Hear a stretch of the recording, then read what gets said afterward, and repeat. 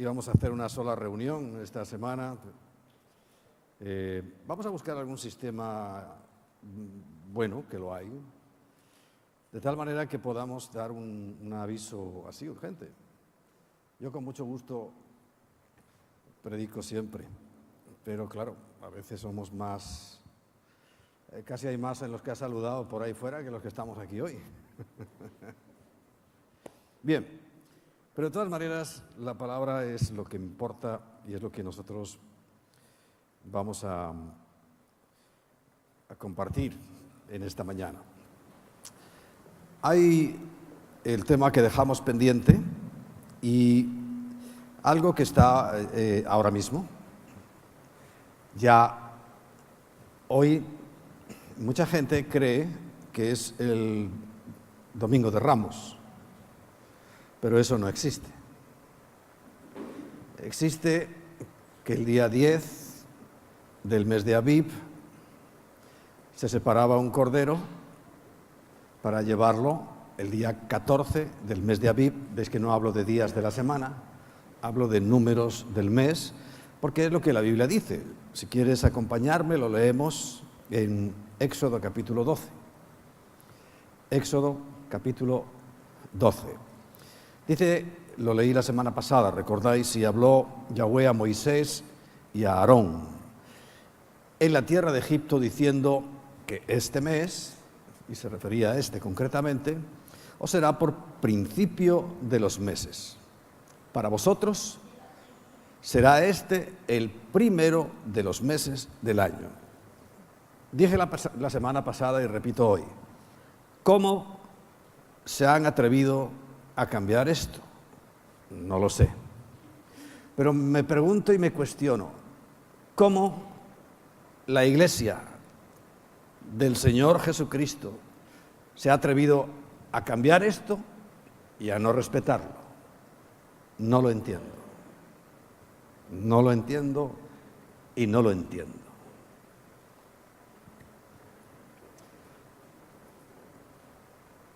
Sigue diciendo, habla a toda la congregación de Israel. Todos muy contentos cuando leemos en Romanos capítulo 11, que estamos ahora injertados en el olivo verdadero y que somos el verdadero Israel, a que nos gusta mucho. ¿Sí? Me parece genial. Que ahora somos, y se nos llena la boca, somos el verdadero Israel. Bueno, pues entonces hagamos.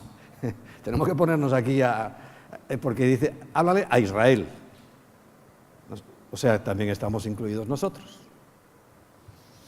Y dice que hable a la congregación de Israel diciendo, en el 10 de este mes, tómese cada uno un cordero según la familia de los padres, un cordero por familia. Si la familia fuese pequeña, pues que se ponga de acuerdo con el vecino y en vez de un corderito cogen un cordero más grande, hasta llegar al carnero de la legión, ese que es enorme. Bien, el caso es que el día 10, que coincidió en aquella fecha que era primer día de la semana, tampoco era domingo, era primer día de la semana. Estos son los términos bíblicos que yo tampoco entiendo por qué los cristianos no los usamos. En la Biblia no habla de domingo, habla de primero, segundo, tercero, cuarto, quinto. Quizá por eso hay mucha gente confundida. Hay una denominación entera confundida.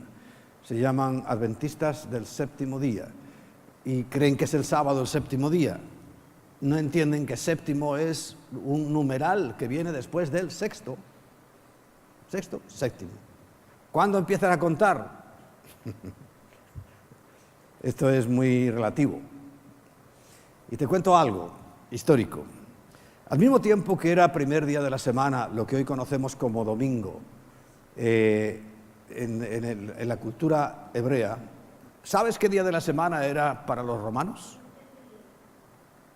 Miércoles.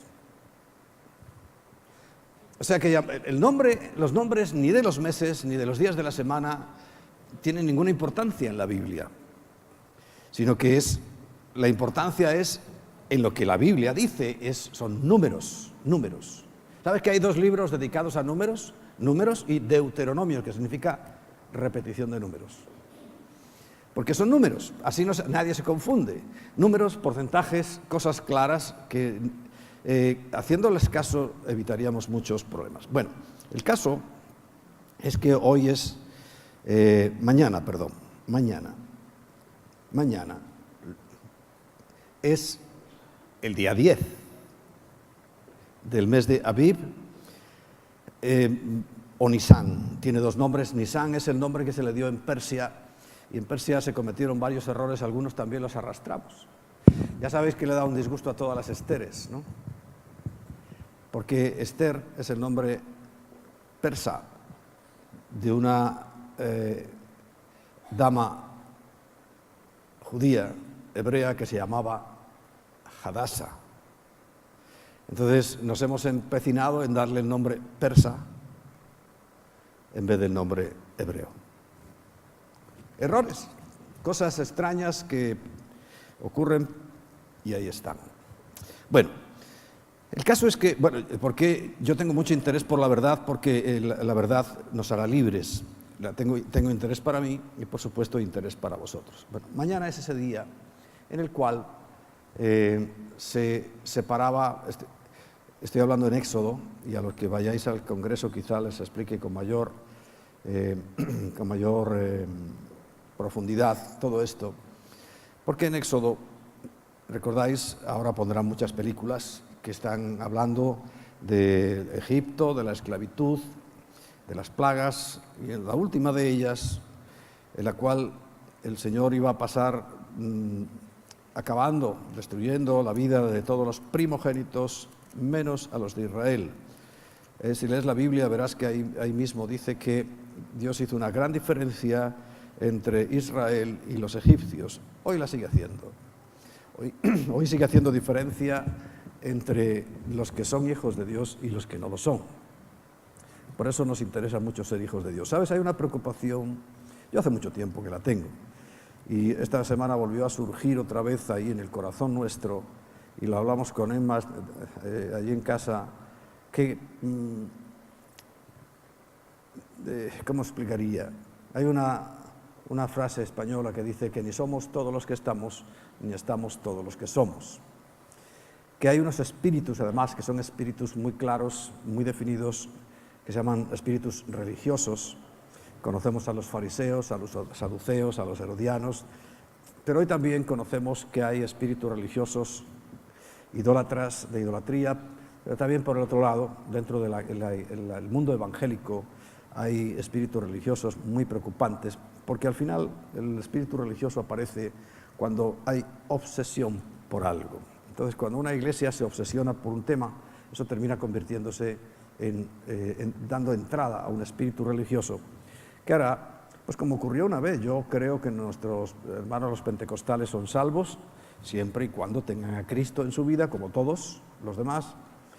Pero una vez nos condenaron al infierno simplemente porque algunas personas pues todavía fumaban, y ya lo he contado varias veces, ¿no?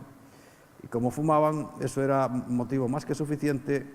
Es lo único, bueno, eso no, eso, la pintura de los labios, el tinte en el pelo, un pendiente, un anillo, cualquier adorno anula la sangre de Cristo, la deja sin ningún efecto. ¿No sabíais eso? Pues para ellos sí. Todo eso anula por completo el sacrificio de Cristo en la cruz, ya no vale para nada, porque alguien se pueda poner cualquier adorno o una falda, que yo también la regaño, ¿no?, un poco más subida de tono, o cualquier cosa de estas, deja sin efecto la sangre de Cristo. ¿Qué pensará Cristo? Menos mal que Él es paciente, es misericordioso. Pero es absurdo todo esto que están planteando religiosos evangélicos. O sea que cuando damos pautas para la religión es para todos, sean de un lado, sean de otro, porque la religión es mala en cualquiera de sus facetas, cualquiera. Hay el evento principal que va a ocurrir mañana, que, para que lo tengáis y se lo podéis contar a lo mejor a vuestros hijos, es cuando Jesús, después de haber sido ungido en Betania, ¿recordáis? Aquella mujer que derramó un perfume sobre su cabeza, preparándolo para la sepultura, entra en Jerusalén. Dice que al siguiente día, perdón, estoy hablando en Juan 12:12, Evangelio de San Juan 12:12. Dice que al siguiente día de haber sido ungido, grandes multitudes que habían venido a la fiesta. ¿A cuál fiesta? Pues a la Pascua. Estaba lleno Jerusalén. Al oír que Jesús venía a Jerusalén, dice que tomaron ramas de palmera y salieron a recibirle y clamaban: Hosana, bendito el que viene en el nombre del Señor, el Rey de Israel. Y Jesús, ya sabéis, entró en un asnillo, montado en él, como está escrito, dice: no temas, hija de Sión, refiriéndose al pueblo, he aquí tu rey viene montado sobre un pollino de asna. Fijaos que eso fue escrito por el profeta Zacarías, 500 años antes, que iba a entrar en un borriquillo. Bien, la coincidencia con el hecho anterior es que después de que se estableció la Pascua como tal, y que el día 10, que este año cae el lunes, mañana, hubo un año que coincidió, día 10 y domingo. O sea, el domingo de Ramos, que es un invento, coincidió con que era día 10 y domingo. Pero eso coincide de vez en cuando. Bien. El caso es que el día 10, según la Biblia, se buscó ese cordero, y todos los días 10 del mes de Abib, ya estando en Israel, habiendo construido el templo y el segundo templo, que era el que conoció Jesús, incluso la reforma que hizo Herodes, que fue genial. Herodes era malísimo para algunas cosas, sobre todo para cuidar niños. Era terrible, ¿no? Pero para construir era magnífico, hizo obras extraordinarias, ¿no? Entonces, en aquel templo, el sumo sacerdote siempre, el día 10, a unos corrales que ya tenían preparados, ¿no? Todo estaba listo, donde había una serie de corderitos, como dice, si tú lees Éxodo 12, ya te lo pongo como tarea, Éxodo 12, allí verás que tenía que ser de un año, sin defecto, etcétera. Hay muchas características que tiraría mucho tiempo hablando. El caso es que iba a aquel corral, ya le tenían preparado su corderito de un año, sin defecto, perfecto, y lo ataba con una cuerda y entraba por las calles de Jerusalén, por la Puerta Dorada concretamente, y la gente que se arremolinaba, ¿sabéis lo que decían? Pues, Hosana, bendito el que viene en el nombre del Señor. Las mismas palabras. Eso es lo que decían. Pero ese año el sumo sacerdote se quedó muy frustrado. Fue una de las cosas, yo creo, que le enfadó muchísimo para todo el tema que ocurrió luego cuando persiguió a Jesús, porque ese año se dio cuenta de que las voces no le sonaban a él directamente, porque también sentiría satisfacción no ir con su corderito y todos hacían eso mismo, las palmas y en el suelo y los mantos y hosana. ¿Por qué? Porque ese corderito significaba que se iba a sacrificar para una de las varias expiaciones que había. La más importante es el día del Yom Kippur, que es en el mes séptimo, o sea, allá para septiembre, octubre, que era un evento especial. Pero siempre se hacían peticiones de perdón por los pecados de todo el pueblo, y esa era una de ellas. Y además estaba recordando, porque Dios se lo mandó así, que nunca olvidaran cuando los sacó de Egipto. ¿Qué estaban haciendo en Egipto? ¿De vacaciones? No, estaban esclavos, maltratados, humillados y criminalizados. O sea, los mataban para que siguiera la disciplina. O sea, que era una situación caótica para ellos, y sin embargo Dios los sacó, sabéis, con mano poderosa, como dice la Biblia, y los llevó a libertad. Eso es lo que tienen que recordar.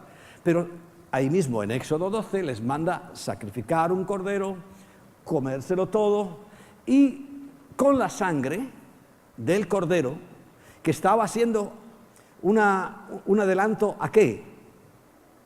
A Cristo. Con la sangre de aquellos corderos, cada familia, que recordáis tenía que tomar uno, tenía que en un recipiente que le llama en la Biblia lebrillo, y en el castellano antiguo, por eso le han puesto lebrillo, porque el castellano antiguo era el lebrillo que usaban sobre todo los barberos. Allí se recogía la sangre y tenían que con un hisopo, que un hisopo es unas ramas, se pintaban los dinteles de las puertas, porque cuando ese día pasó el ángel de la muerte, pues pasó de largo en las casas de los judíos, de los israelitas, porque había sangre de cordero en sus marcos.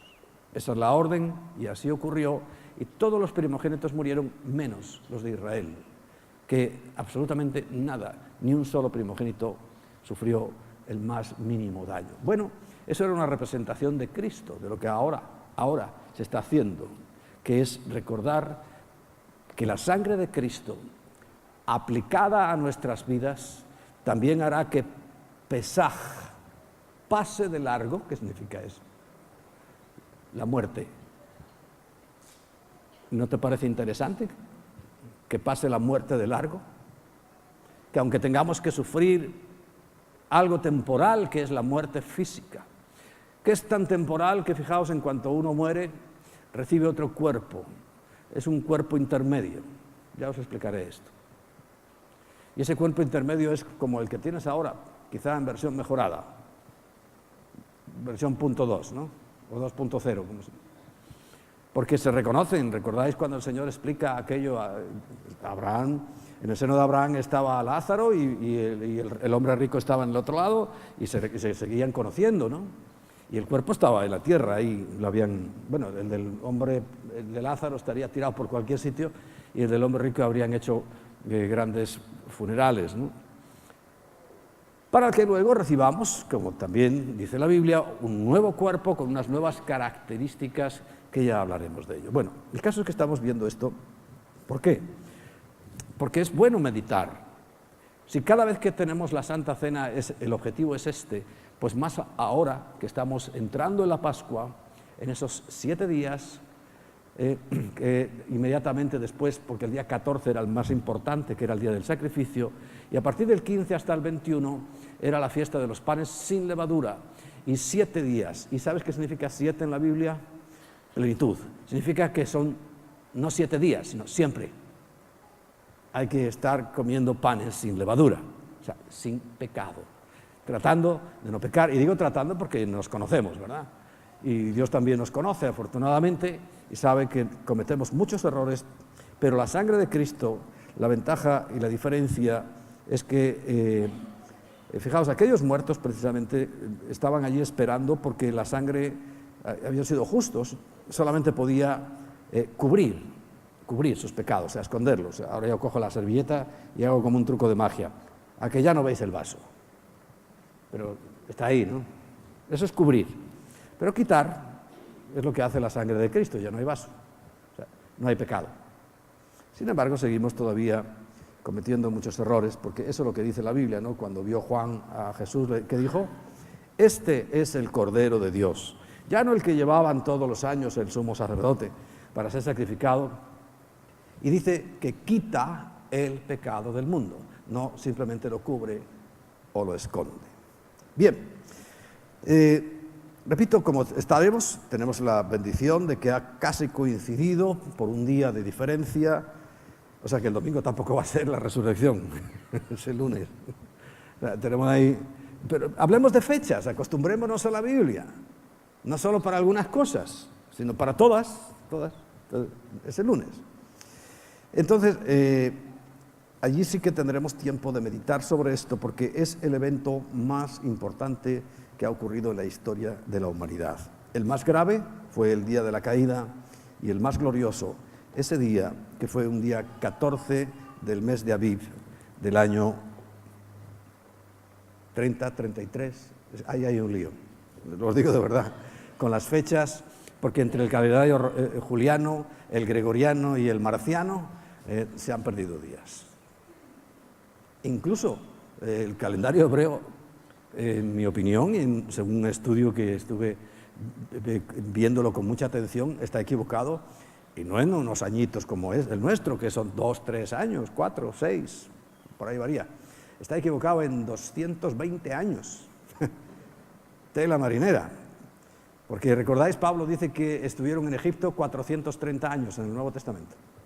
También dice que el monte Sinaí está en Arabia, y está en Arabia, no en Egipto. Y dice que estuvieron 430 años, y si, según las cuentas hebreas, solo estuvieron 200. ¿Le faltan? 220 años. O sea que si ellos creen que están en el 5789, 79, súmale 220 años. Ya hemos entrado en el año 6000. Ya estamos entrando en el séptimo día, que coincide con la resurrección, porque fue muy temprano al comienzo del tercer día, o del séptimo, si sumamos todo, que el Señor se levantó de la tumba. No pasó entero, sino que fue al comienzo. Y estamos todavía comenzando, ya llevamos 19 años, o según esta cuenta algo menos, de este comienzo de lo que llama Oseas el tercer día, o que sería el séptimo día.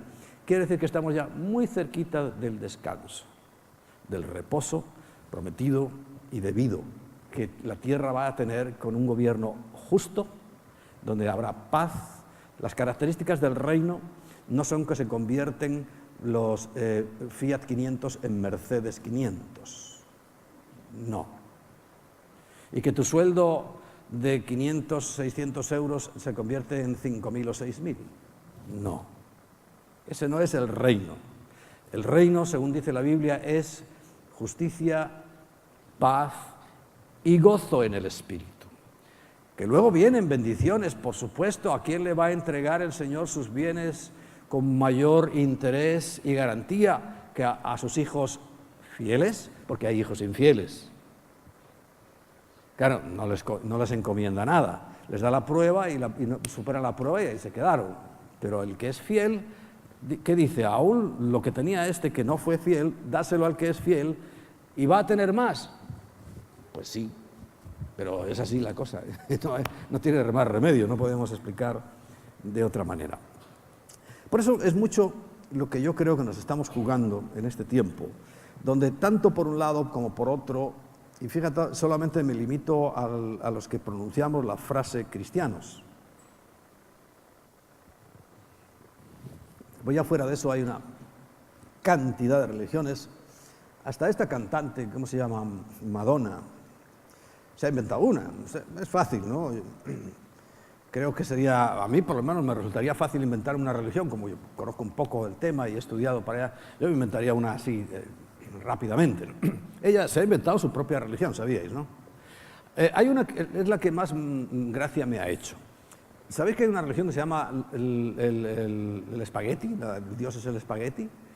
Y si se ponen un escurridor de espagueti en la cabeza, como Don Quijote, ¿recordad? Don Quijote no llevaba un casco, llevaba un lebrillo, una vacinilla de estas de los barberos. Bueno, ellos se ponen el escurridor este de espagueti, y es una religión, y hay seguidores. Si no, mirarlo en internet, podéis ver, yo no te estoy diciendo nada que no exista o que no haya podido ver. Bien, ante esa cantidad de cosas, y solamente ciñéndonos a lo que llamamos cristianos, como la religión deja fuera a Cristo, recordáis que a mí siempre me impresionó, y lo he estudiado y le he dado vueltas y más vueltas, porque en el libro del Apocalipsis, que está situado al final de la Biblia, no exactamente porque sea el último libro que se escribió, sino porque es la revelación final. Apocalipsis significa eso, revelación. En el capítulo 3 y en los 3 primeros capítulos se habla constantemente de la Iglesia en sus diferentes etapas. Cuando habla de una iglesia y de otra, de las 7 iglesias, está hablando de diferentes etapas por las que ha pasado la Iglesia.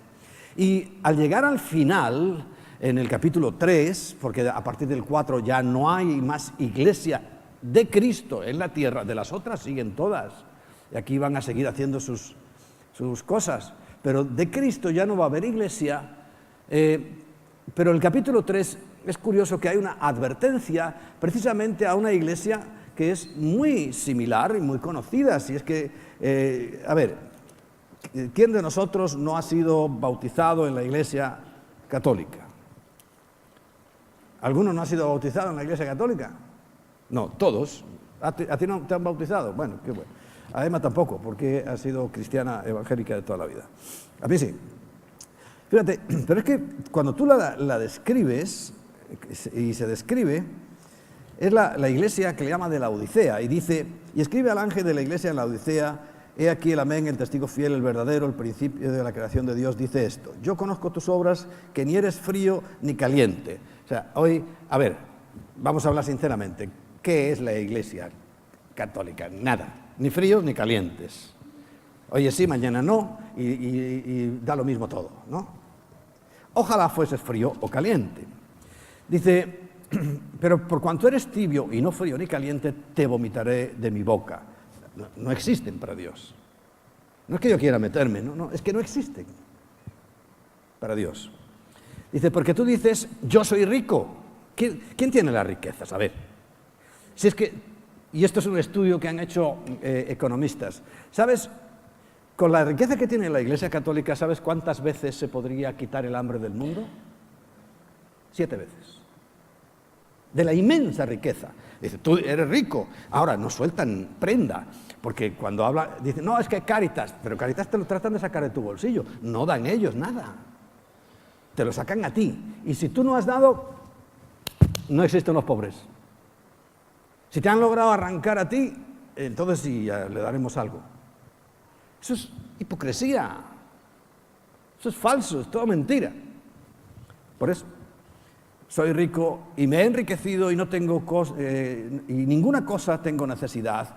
Y no sabes que tú eres un desventurado, miserable, pobre, ciego y desnudo. Y le dice, por tanto, todavía le da oportunidad, siempre Dios va a dar oportunidad. Por tanto, te aconsejo que de mí compres oro refinado en fuego para que seas rico. Pero cuando estamos hablando, ¿recuerdas qué era el oro y la plata y las piedras preciosas? La semana pasada, ¿recuerdas? Obras. Obras. Es por lo que se nos va a juzgar. Y vestiduras blancas, ¿que son qué? Obras de justicia. Para vestirte y que no seas descubierta la vergüenza de tu desnudez, y unge tus ojos con colirio para que veas. Yo reprendo y castigo a todos los que amo, sé pues celoso y arrepiéntete. ¿Tú has visto el tiempo, o sea, el artículo? Sé pues celoso. Si está hablando la iglesia, tenía que ser celosa. Porque la iglesia somos las personas. Igual que yo, igual que muchos de nosotros, hemos oído algo personal. No institucional, sino personal. Y os decía que lo que me resultaba curioso es este versículo que lo he examinado decenas de veces. He aquí, yo estoy a la puerta y llamo. Si alguno, habla de personas, oye mi voz, pero es si alguno, no todos. Es más, alguno, si tú dices si alguno es, algunos poquitos. Algunos poquitos. Dice, oye mi voz y abren la puerta, porque, ¿recuerdas? Vuelvo otra vez a la predicación de aquí, que mira que está teniendo resonancia. ¿Dónde cae la semilla? Si cae en el camino no vale para nada, si cae entre piedras tampoco, si cae entre espinos tampoco. Porque no es solamente oír la voz, que yo sé que muchos lo habéis hecho, pero habéis abierto la puerta. ¿Está Cristo en ti? Si tú no has abierto la puerta, Cristo no ha pegado la patada en la puerta y ha entrado en ti y digo, porque voy a entrar porque quiero y ya está. Él es Dios y podría hacerlo, pero no lo va a hacer. Tú tienes que abrir la puerta. Yo creo que eso es lo que le falta a muchos. Abrir esa puerta. Está ahí dentro de ti. Pero siempre se le llamamos el corazón, pero en realidad está aquí dentro. Para que Cristo entre. Porque cuando tú oyes, es importante. Por eso la predicación. Y tenemos que predicar y evangelizar. Y hablamos de estas cosas. Y quiero hacer énfasis ahora que estamos precisamente entrando en una época tan sensible, vamos a llamarle, que por todos los sitios, hasta las cadenas que pueden ponerte pornografía, ahora te van a poner películas de Semana Santa. Pues esa sensibilidad sea real. Tú has oído, pero ¿has abierto la puerta? Solamente se abre desde dentro. No tiene cerradura por fuera. Solo desde dentro tú puedes abrir y fíjate qué importancia. Tú dándole permiso al creador del universo. Pues es así. Es así. Tú tienes que darle permiso al creador del universo para que entre en ti. Y dice claramente, si alguno oye mi voz y abre la puerta, entraré a él. Entraré dentro. Es que igual que te poseen los demonios, tiene que entrar Cristo. La diferencia es que los demonios sí le dan la patada a la puerta. Sí aprovechan cualquier circunstancia para entrar, porque su idea es esclavizarte, acabar con tu vida. Destruir todo. Pero Cristo no. Cristo respeta absolutamente tu libertad. Por eso, no vale que vengas aquí. Yo me alegro de que vengas aquí. Pero no vale que vayas a una iglesia.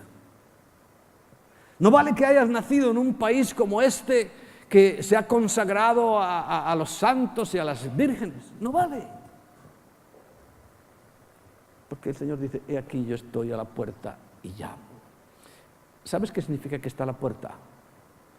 Y le está hablando a la iglesia, que se quedó fuera. La religión echa fuera a Cristo, todas.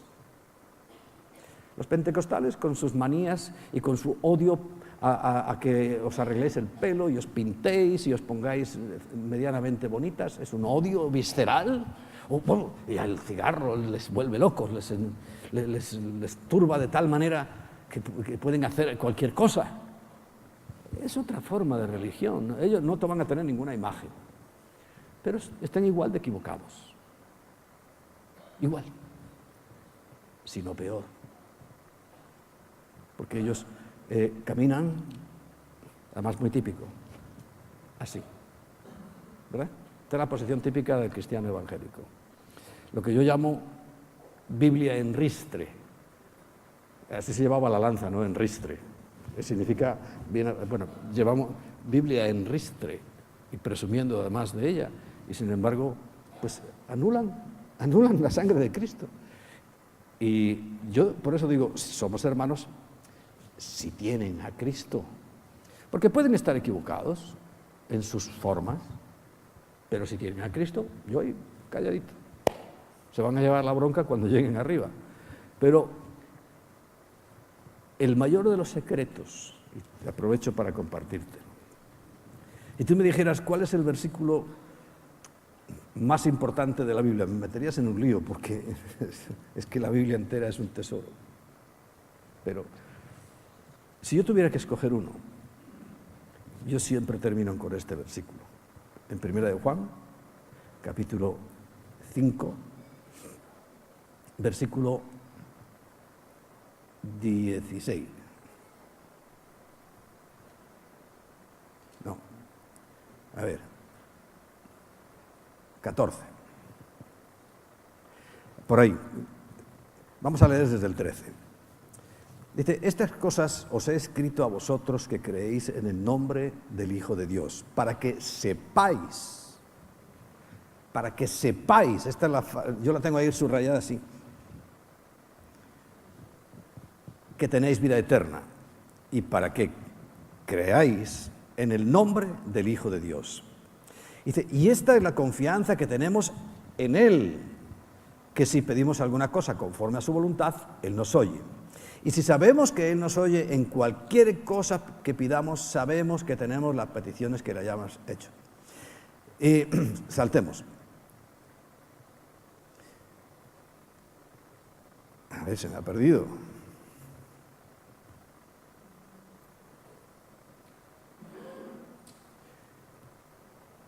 Vamos a leer el 17.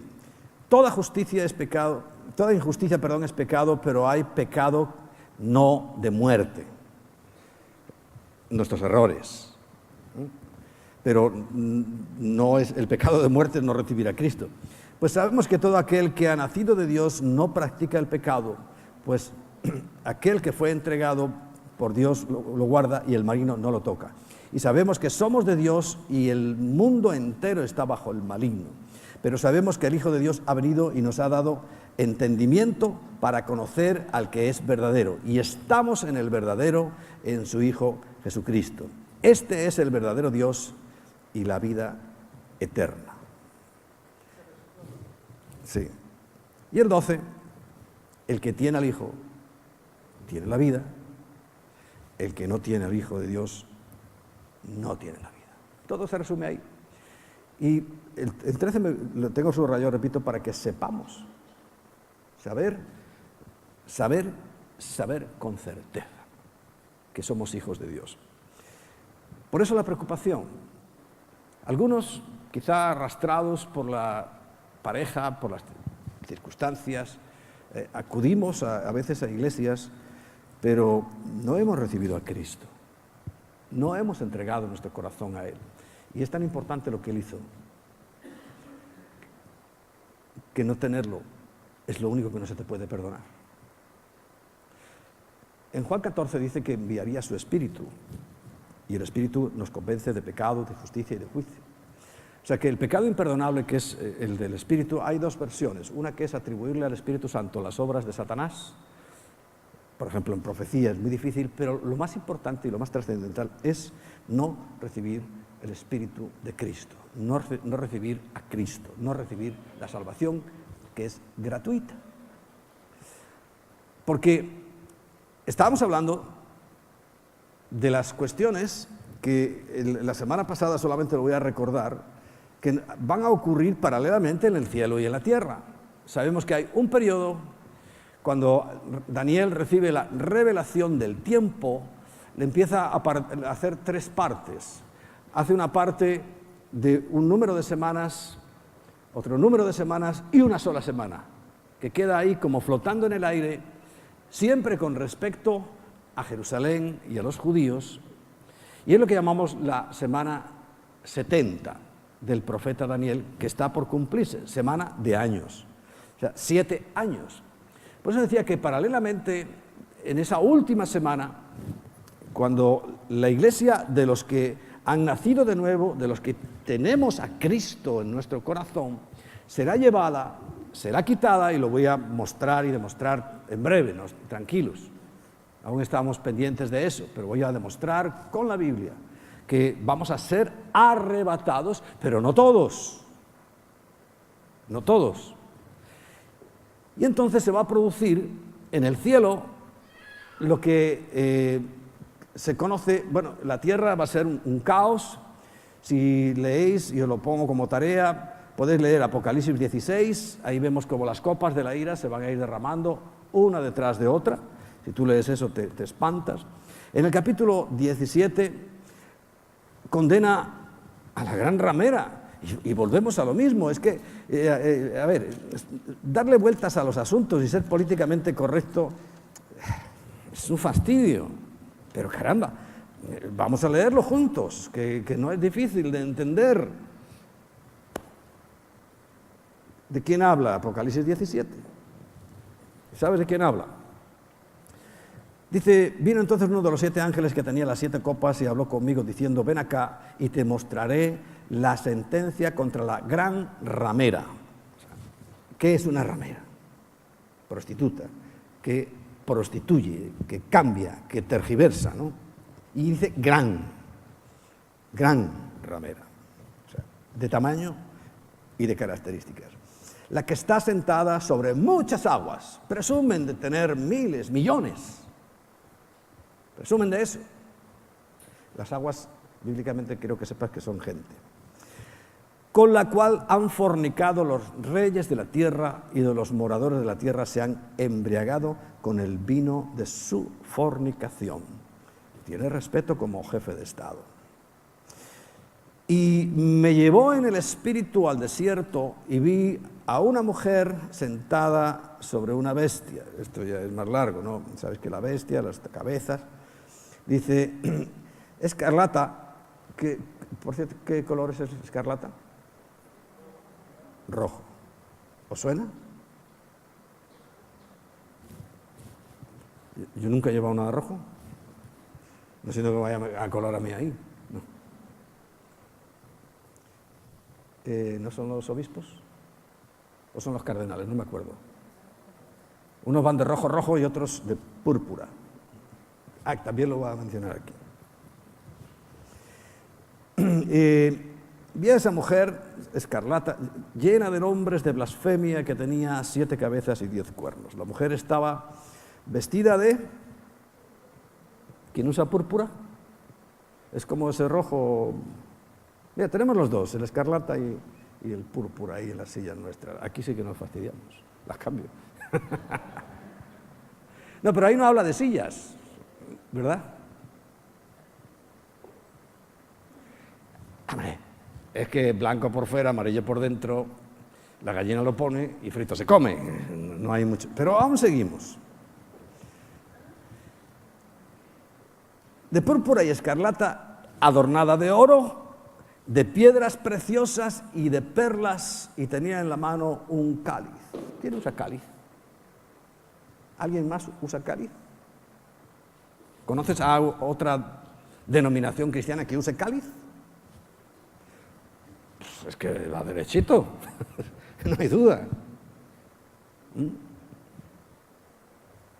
Y tenía ese cáliz de oro lleno de abominaciones de la inmundicia, de sus fornicaciones.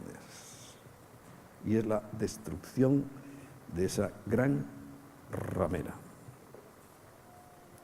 Capítulo 17.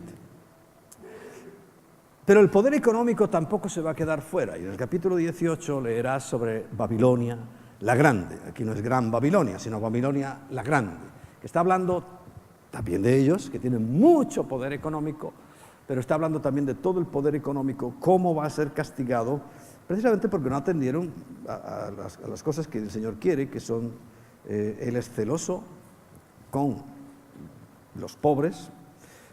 Siempre dije, lo vais a tener entre vosotros y vais a tener la oportunidad de mostraros. Precisamente acabo de hablar de cuando lo ungieron con aquel perfume sobre la cabeza. ¿Sabéis lo que dijo la gente? ¡Oh, qué injusticia! Eso se podía haber vendido y dárselo a los pobres. Y Jesús le dice, no, pues mira, precisamente esto no. Y dice, a los pobres siempre los tenéis entre vosotros, ahí tenéis la oportunidad de hacerlo. No con el perfume que me han echado a mí, tendrán más cosas, ¿no?, con las cuales atender a los pobres. Porque es curioso, siempre que hay algo que honra al Señor, eso es lo que no se debe hacer. Y en el capítulo 19 habla, en primer lugar, de la alabanza en el cielo, que es algo que haremos, entre los versículos 1 y el 8. Habla de la cena que estoy diciendo y de la que he estado hablando la semana pasada, que es el evento paralelo que durante 7 años se va a celebrar en el cielo. Y dice, y el ángel me dijo, escribe, bienaventurados los que son llamados a la cena de las bodas del Cordero. Y me dijo, estas son palabras verdaderas de Dios. Porque el Señor ha puesto el medio Él mismo para la salvación, y aquellos que hemos sido capaces de aceptar su salvación gratuita, hay un premio preparado. Recuerda, habla de vírgenes y 5 entran y 5 no entran. No entran a esas bodas. Porque habla de 5 religiosos que no tenían el espíritu y que fueron a buscar y no tuvieron tiempo. Y las que sí entraron a las bodas es las que tenían el espíritu. Porque el espíritu lo es todo. Dios es espíritu. Y todo se juzga en el espíritu. Que se ve en un cuerpo, vale, eso es cierto, pero es el espíritu lo que cuenta. Esta mañana me levanté con un pensamiento y le dije, Señor, ¿cómo me gustaría saber cómo eres? Porque tenemos imágenes distorsionadas, muchas veces por el arte religioso que hemos visto. Pero ¿cómo será de verdad? A Jesús, Juan precisamente lo vio. Era su primo, ¿recuerdas? Jesús y Juan eran primos. Y lo vio y se quedó maravillado. Tanto que ¡pum!, se cayó al suelo. Por cierto, para adelante, no se cayó para atrás. Digo porque es que esto está en la moda últimamente, de caerse para atrás. No, se cayó para adelante. Y todo lo que lees en la Biblia de caídas es para adelante. Y te puedo demostrar así de cosas y de prácticas satánicas que se caen para atrás. Porque siempre es lo contrario. Siempre, siempre, siempre. ¿Sabes que es una norma? ¿Tienes alguna duda bíblica? Fíjate cómo lo hace la Iglesia Católica. Haz lo contrario y eso es lo bíblico. Pero exacto, lo contrario. Está lleno de imágenes. En la Biblia está prohibida las imágenes. Me preguntaban el otro día, ¿el anillo lo llevan a la derecha? Judíos y cristianos evangélicos lo llevamos en la izquierda. Pero sobre todo judíos, porque ellos sí tienen tradición y tradición. Es más, estos son las arras famosas que habla la Biblia. No sé de dónde sacaron unas moneditas que se echan. Las arras es algo valioso. Que piensa mal y acertarás. O sea, haz lo contrario y estás ya en toda la doctrina y Biblia concreta y completa. Entonces, bueno, volvamos a nuestro tema, que ya se nos acabó el tiempo, ya pueden venir los músicos, si es que queda alguno. Porque dice ahí,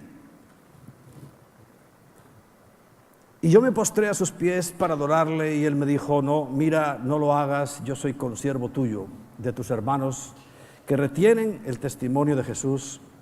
Adora a Dios, porque Él es el testimonio de Jesús en el espíritu de la profecía. Y a partir de ahí, en el momento que esas bodas se han celebrado, fíjate, ¿qué va a ocurrir? Entonces vi el cielo abierto, sigue diciendo el versículo 11, y he aquí un caballo blanco, y el que lo montaba se llamaba Fiel y Verdadero. Yo cuando veo cristianos que no son fieles, que no son verdaderos, me preocupa, porque esa es la esencia de Cristo, fiel y verdadero. Y si yo tengo a Cristo, y aunque haya sido infiel, y aunque haya sido el mayor mentiroso del mundo, si no estoy cambiando mi vida para ser fiel, y fiel, no me vengas con el cuento, yo soy fiel a Dios. No, tienes que ser fiel a Dios, sí. Tienes que ser fiel a la iglesia que perteneces. Tienes que ser fiel a tu matrimonio. Tienes que ser fiel a tus amigos. Tienes que ser fiel a tu trabajo. Porque algunos se engañan de esa manera. porque Él no solamente es fiel y verdadero, sino y con justicia juzga y pelea. Sus ojos eran como llamas de fuego y había en su cabeza muchas diademas y tenía un nombre escrito que ninguno conocía sino Él mismo. Estaba vestido de una ropa teñida en sangre, porque la sangre era necesaria. Aquel cordero que se mandó sacrificar en la Pascua mientras estaban esclavos en Egipto, Él era el Cordero de Dios y manchó sus ropas en sangre para lavar las nuestras. Y su nombre es el Verbo de Dios, la palabra de Dios. Y los ejércitos celestiales, vestidos de lino finísimo, blanco y limpio, le seguían en caballos blancos. ¿Sabes quién son esos?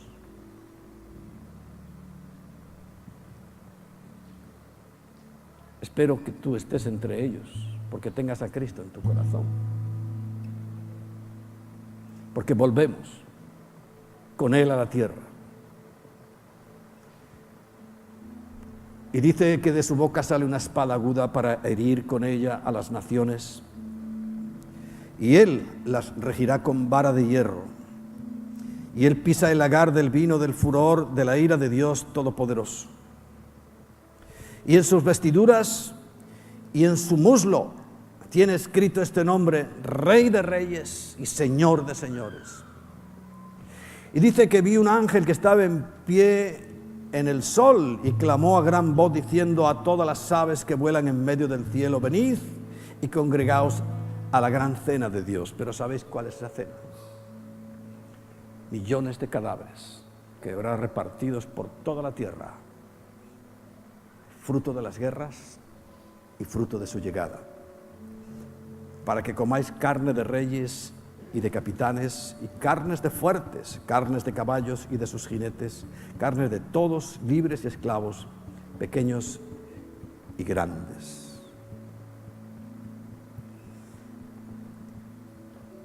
Y sigue diciendo que la bestia, que es el anticristo, será lanzada al lago de fuego y azufre. Pero yo en esta mañana quiero invitarte primero a que nos pongamos en pie.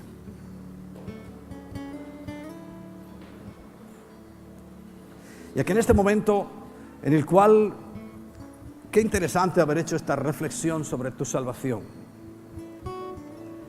que tú seas capaz de meditar, de ser honesto contigo mismo por una sola vez en tu vida. Y que digas: tengo al Hijo, tengo a Cristo, tengo su Espíritu. Pero no te conformes solamente con ser un asistente a la iglesia o llevar 15, 20, 30 años o un día. La diferencia es la misma. El que tiene al Hijo tiene la vida, el que no tiene al Hijo de Dios no tiene la vida. Y para mí es urgente, porque está a punto de llegar todo esto. Y no quiero todavía describir lo que va a pasar en la tierra. Te he mandado que lo leas ahí en los libros del Apocalipsis. Las copas de la ira, todas las cosas que van a ocurrir, para que las leas por ti mismo.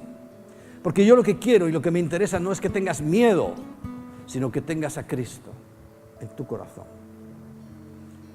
Porque lo de Cristo es amor. Él nos escribe eso como una advertencia, pero no para que nos atemoricemos, sino para que sepamos. Y Él quiere que sepas sobre todo si eres su hijo o no. ¿Y sabes? Por sus frutos los conoceréis. ¿Ha cambiado tu vida? Desde que tú crees que eres cristiano, ¿ha habido alguna modificación en tu vida? Si no la ha habido, te podría asegurar, que no ha pasado nada. Que si te portas bien, serás de aquellos que fueron invitados. Pero tienes que portarte muy bien, excesivamente bien. Y yo quiero recordar ahora en este tiempo de Pascua que si tienes a Cristo, todas las cosas van a cambiar profundamente para ti. Y que la única manera de saber si Cristo está en tu corazón es por sus frutos, pero la única manera de que entre en tu vida es que tú se lo pidas. Y en esta mañana no necesito ser un gran experto para saber que a través de mis labios está llamando a tu puerta. No te quepa la menor duda. Y que si tú oyes y abres, entrará. Si no, pasará otra vez de largo. Pero no es el pasar de largo del que habla ahí de la muerte, sino pasar olímpicamente de ti y de tu vida. Porque tú tienes que abrir. Ábrele en esta mañana tu corazón. Preséntale tu vida y arrepiéntete.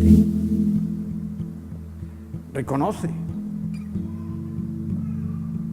Qué tristeza cuando yo esta misma semana he escuchado de alguien que no tiene pecado. Digo, Señor, qué pena. Qué pena. Cuánto me ha gustado a mí compartirle a gente que hasta ha matado.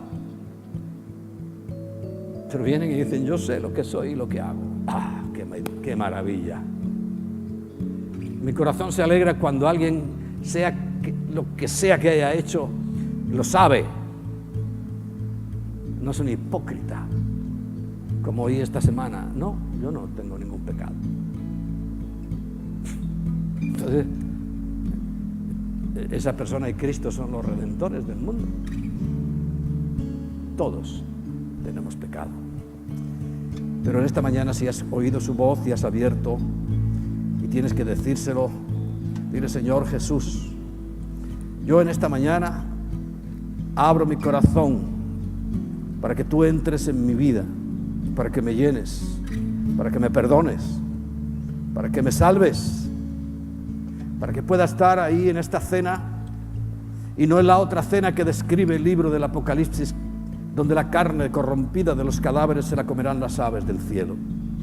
Sino quiero estar en la cena de las bodas, y no como invitado, sino como parte de ese proyecto de unidad que tú has trazado desde antes de la fundación del mundo, para tener compañerismo, para tener intimidad, para tener una conexión profunda con nosotros, con los seres humanos que tú creaste a tu imagen y semejanza. Por eso, Señor, hoy te abro mi corazón y te doy gracias. Muchas gracias.